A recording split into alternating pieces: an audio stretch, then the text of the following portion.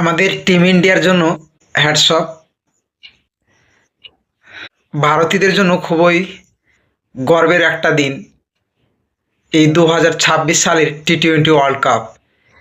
ভারত তৃতীয়বারের জন্য টি-20 world cup জয় করেছে, কিন্তু এই ম্যাচটি থেকে অনেক কিছু শেখার আছে। অভিষেক শর্মা আগের যে ম্যাচগুলোতে পারফর্ম করেছিল তাতে মানুষজন এত ক্ষেপে গিয়েছিল যে ফাইনালে হোক সেমিফাইনাল হোক প্রত্যেক ম্যাচেই অভিষেক শর্মাকে বাদ দেওয়ার কথা বলা হয়েছিল।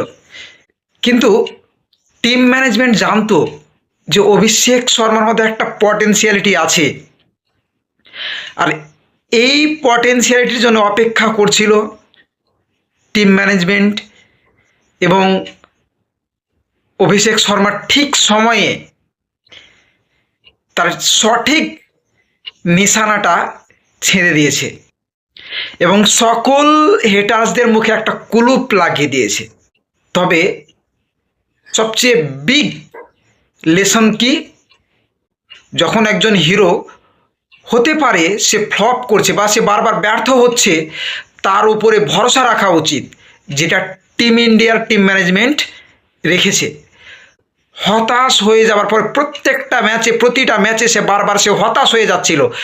অভিষেক শর্মার আজকের ইন্টারভিউটা আমি দেখলাম, তিনি বারবার ভেঙে পড়েছিলেন। তার এই জিরো রানে কয়েকবার আউট হওয়া এবং লো স্কোরিং করে আউট হয়ে সে ড্রেসিং রুমে বারবার হতাশ হয়ে যেত।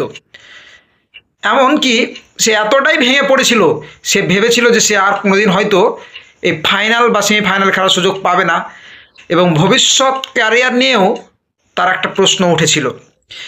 কিন্তু শেষ পর্যন্ত সে নিজের ওপর ভরসা রেখে সে হাসিটা হেসেছে।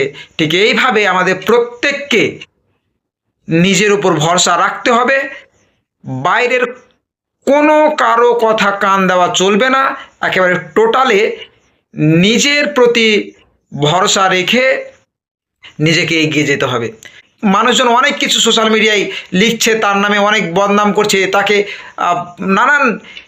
নানানভাবে কথা শোনাচ্ছে।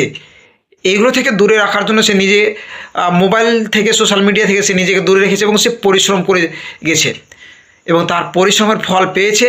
ঠিক এইভাবে তার মতো পরিশ্রমের ফল পেতে গেলে আমাদেরকে লেগে থাকতে হবে, আমাদেরকে আপ্রাণ চেষ্টা চালিয়ে যেতে হবে। আর একটা বিগ লেসন সঞ্জু স্যামসনের জন্য। সঞ্জু স্যামসন কী হয়েছিল, যে আফ্রিকার সঙ্গে যে কয়েকদিন আগে যে ম্যাচগুলো হয়েছিল সে ফ্লপ হয়েছে এবং সে হতাশ হয়ে গেছিল। তার স্কোয়াডে জায়গা থাকলেও তার টিম 11-এ কোনো জায়গা হওয়ার সম্ভাবনা নেই এবং প্রথম কয়েকটা ম্যাচে তাই হয়েছে। কিন্তু সে আবার নিজেকে প্রমাণ করেছে এবং সে কয়েকটা ম্যাচে এত সুন্দর পারফর্ম করলো, যার জেরেই কিন্তু টিম ইন্ডিয়া সেমিফাইনাল এবং ফাইনাল দুটোই কিন্তু উতরে গেছে।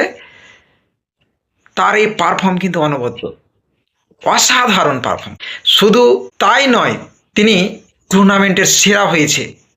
এর আগে যে সঞ্জু স্যামসন কতবার সুযোগ পেয়েও কিন্তু সে টিম 11-এ জায়গা করতে পারেনি, সে তার আশা পূরণ করতে পারেনি। কিন্তু অবশেষে এত দিন ধরে আপ্রাণ চেষ্টা চালিয়ে গেছে, সে হতাশ হয়েছে কিন্তু সে নিঃশেষ হয়ে যায়নি, তার চেষ্টা সফল হয়েছে। আমাদেরকে একই রকমভাবে এই সফলতার দোরগোড়ায় পৌঁছাতে হবে। সবাই ভরসা রাখো। আমার সকল শিক্ষার্থীগণকে, আমার বন্ধুদের এবং যারা এই ভিডিওটি দেখছে সকলকে বলবো, নিজের উপর আত্মবিশ্বাস রাখো, একদিন জয় হবে।